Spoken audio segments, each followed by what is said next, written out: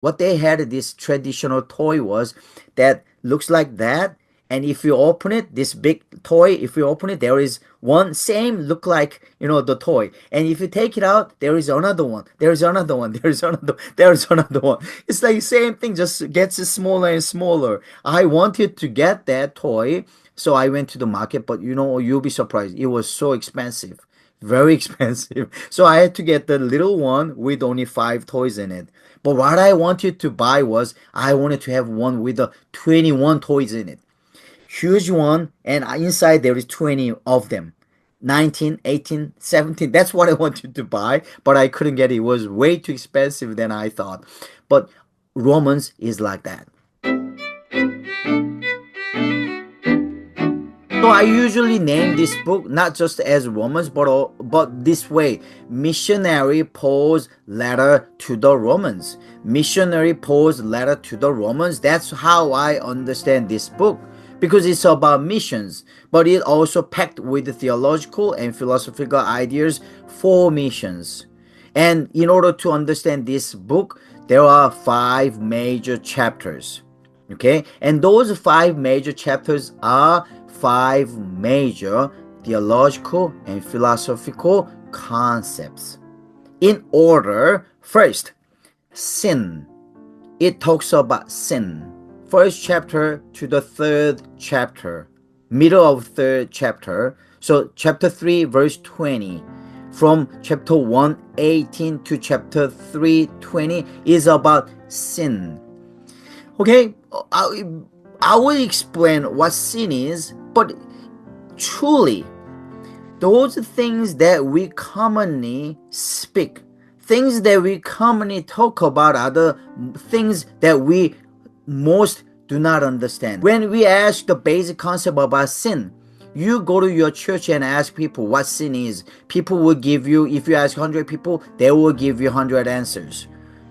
That means it is not biblical. They do not normally understand. So what we'll do is the first chapter will be about sin. Second chapter will be about salvation. It will be about salvation, which is from chapter 3 to chapter 5. Salvation. What is really salvation? What does it really mean? But Paul laid out, because it is a theologically packed but also philosophically charged term. Salvation. We'll talk about that. And third major concept will be sanctification. Sanctification. It is a theological word, but there are a lot of different philosophical ramifications. Misunderstandings and different understandings.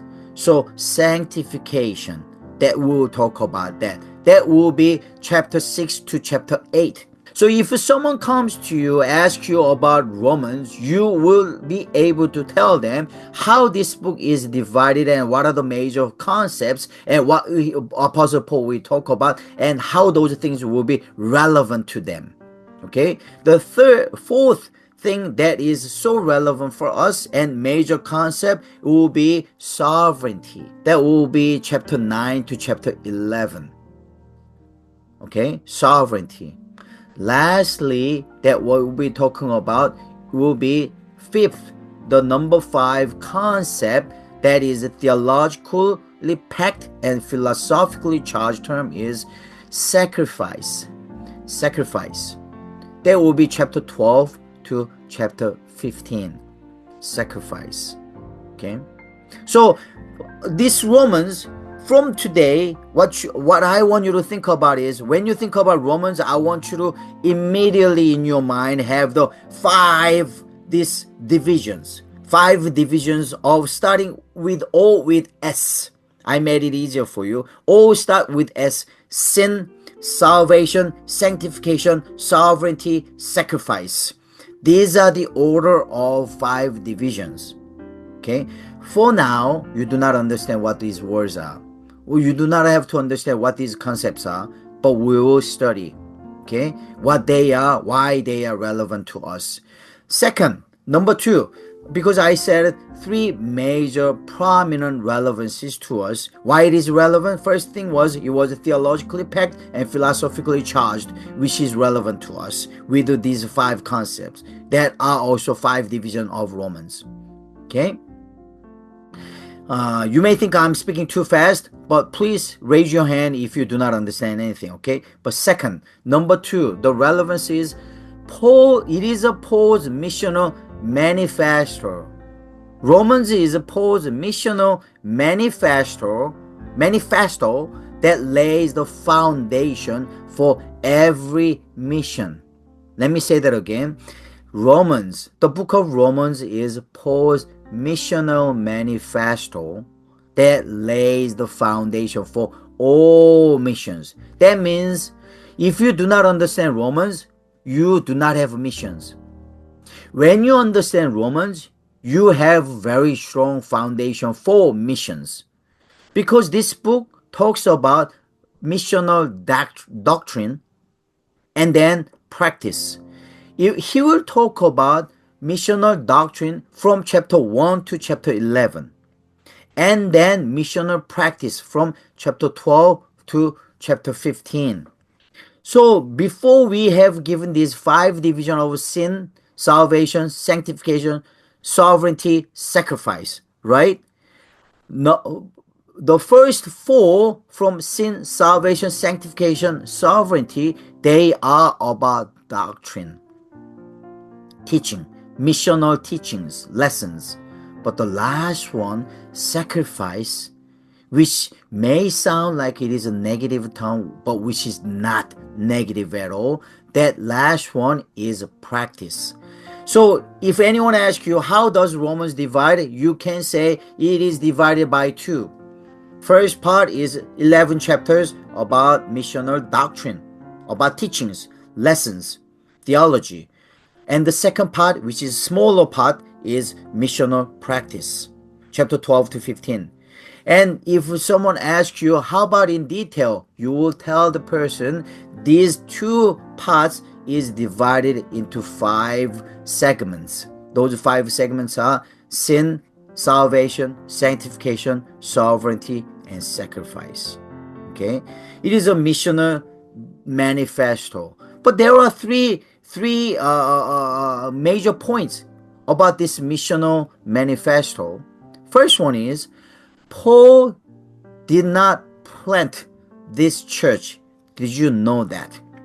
Paul is sending a letter to the Romans, to the church at Rome, right?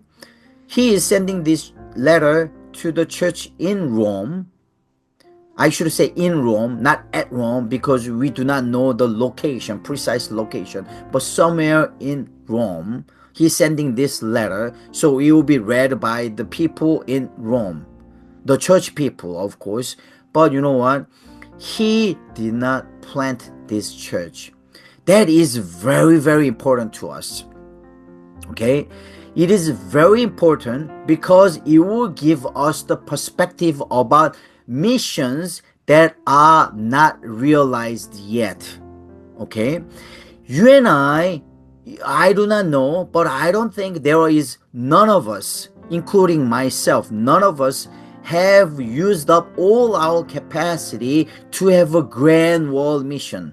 Does anybody have planted 100 churches already? And you are so busy that you have to travel all these different places to different churches because you have planted so many churches already that you need to oversee those churches. I don't think anybody among us, none of you and I are in that situation yet.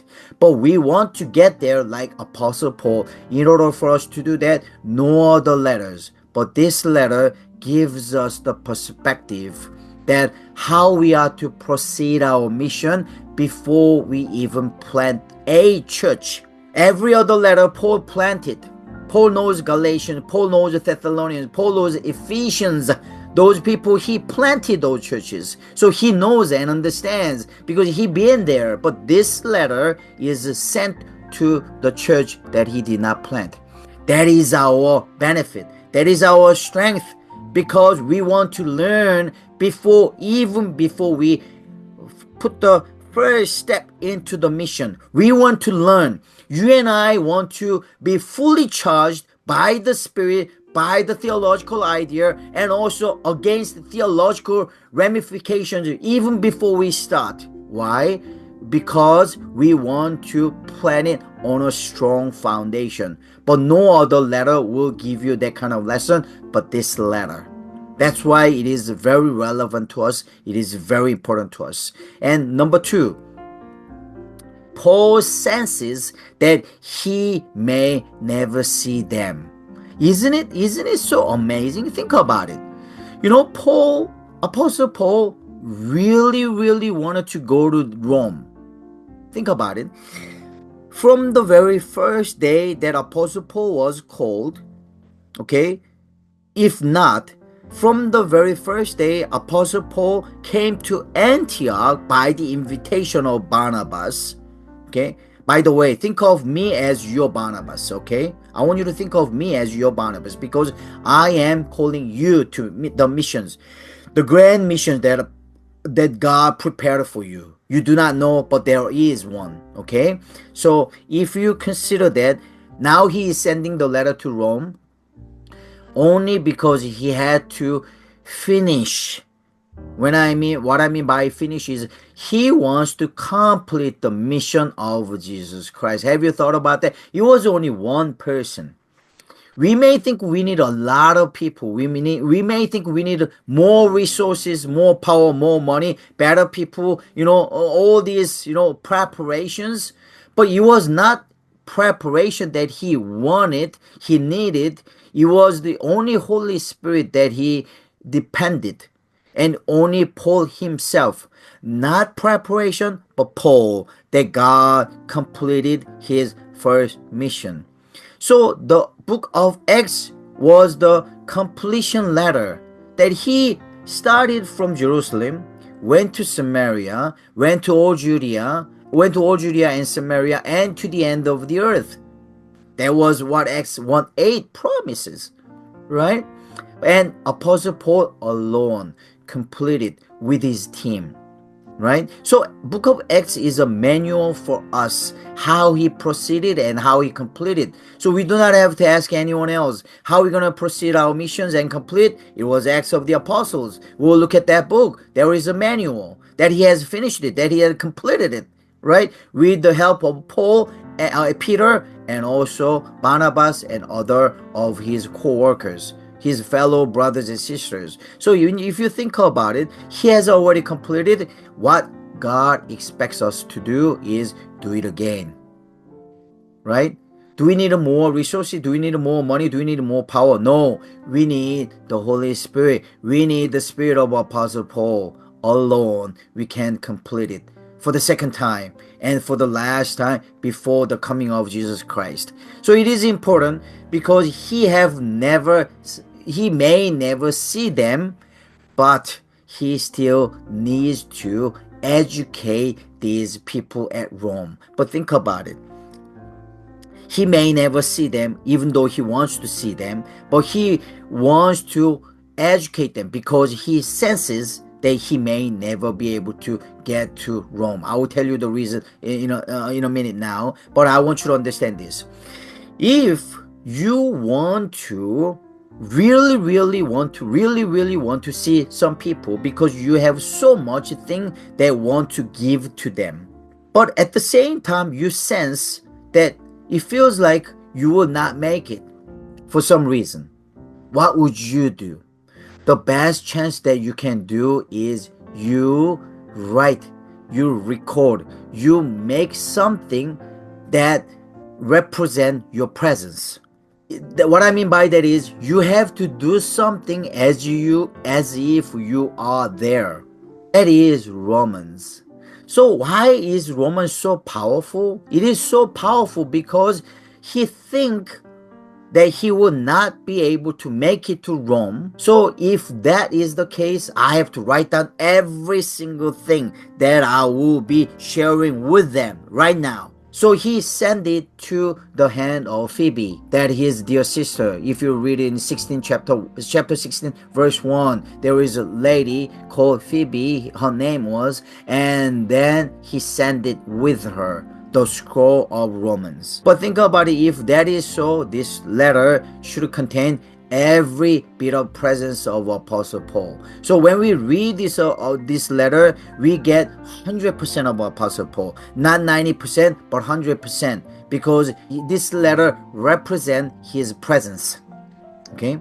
Third thing, that why it is a Paul's missional manifesto, because all Paul's letters are special letters. Have you thought about it?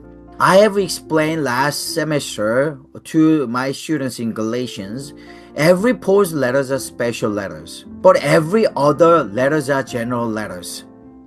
But I want you to think about that. Why is that? Nobody calls letter of John. There are 3 letters. Nobody calls letter of John as John's letter to woman, John's letter to children, John's letter to Gaius. No one calls that, right? Why? But instead they call it John's first letter, 2nd John, 3rd John, John 1, John 2, John 3, right? Peter as well. 1st Peter, 2nd Peter. Letter of James, right? There is no church name. Letter of Jude. Why? Why Paul's letters, we do not call it as Paul's 1st Paul, 2nd Paul, 3rd Paul, 4th Paul, 5th Paul, 6th Paul. No one calls Paul's letters like that, right? Have you ever seen anybody call Paul 7? Paul 8? No, they don't do that. Why? There is power of Paul's letters. Because Paul writes letter to a specific people. Paul, even though Paul was a missionary who traveled all over the world, he always understood. He always sees the people's spiritual status quo of people's spirituality. Paul, even though he was in prison, he still sends a letter to, the prison epistles. He still sends a letter to the Philippians. He still sends a letter to Colossians. He still sends a letter to Ephesians. In prison. How does he do that? How does he know what's happening there? How does he understand what problems they have? That's why we never call Paul's letters with 1, 2, 3, 4, because he always gives the church name or person's name. Because Paul understands their spirituality in a very specific way. The craziness of Apostle Paul's spirituality, that he understands, that he sees, but they can't do that. So it is general letters. They are sending generally to the people, to general audience, but Paul never does that. Always specificity. Paul's letters are special letters, including Romans. But understand this, if there is any letter that can ever be argued as general letters, ever be, even though no one argues there is any general letters, if there is any letter that anyone can argue that is a general letter, there are only 2 letters, that is Paul's letter to the Romans and Paul's letter to the Galatians. These letters are the catalyst. These letters are catalytic letters which have begun the Reformation. And every man change. If there is any greatness in the history of church, it always comes down to the letter of Romans. It always comes down to the letter of Galatians. Somehow. But when you understand Romans, you will understand why. Okay? That is how important this letter is. So it is a specific letter, but also can work as a general letter, because it is written not only to the Gentile, but also to the Jew as well. Have you noticed that? All other letters he writes to the Gentile audience. Ephesians, major Gentile. Philippians, majority Gentile. Corinthians, all Gentiles, okay? Okay? Think about this, right? Titus, half Gentiles. Timothy, full Gentile, of course, Titus. Timothy, half Gentile. Every other letter. Philemon, full Gentile. It's a Gentile, Gentile, Gentile. But this letter, Romans, only it has 16 chapters, and out of 16, 3 chapters are designated to the Jew. So it is the only letter that combines all universal people, to the Jew and to the Gentile, to the barbarians, to the wise. This is the only letter with that theological and philosophical universality and ubiquity, that it can be used in any occasion to anyone in any age. Okay, that's why it is very important to us. And third, why it is so prominently relevant to you and I this day and age is it is a Paul's apostolic testimony compiled from all his letters. You know what I mean by that? It is an apostolic testimony compiling all his letters. In New Testament contains 27 books. In New Testament, there are 27 books. Out of 27, 21 books are letters. Okay, 21 are letters. So majority of them are letters. In Old Testament, there are 0 letters. Have you thought about that? There are 0. In New Testament, there are 21 letters in the canon out of 27. Okay, 21 out of 21, 14 including Hebrews, are written by one person. That is Apostle Paul. One person, Apostle Paul, wrote 14 letters. What a, I just, I cannot fathom this. I'm just in awe of thinking about that. I'm just constantly mesmerized. How did he do that without the awesomeness and without the presence of the Holy Spirit in him, in his hand, to pen down all these letters? So 14 letters are written by Apostle Paul, right? These 14 letters are written by Apostle Paul, and 12 of them, except Hebrews, 12 of them, right, except Hebrews, are all in these all 12 letters are found in Romans, right?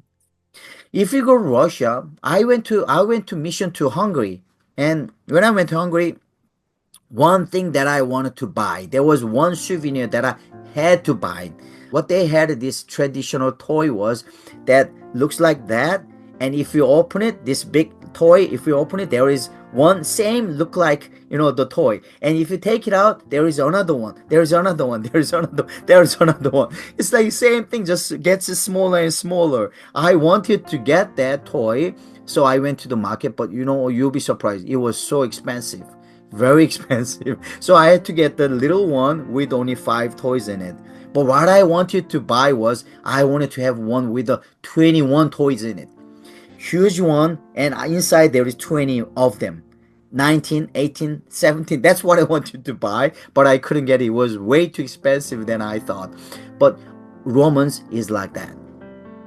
In Romans, you will find the 12 letters, the essence of those 12 letters he has written. So when you understand Romans, the missionary Paul's letter to the Romans, when you understand the missionary Paul's letter to the Romans, when you do that, you understand the major things of all his letters except Hebrews. That's Romans. That's the power. That's why it is so relevant to us today.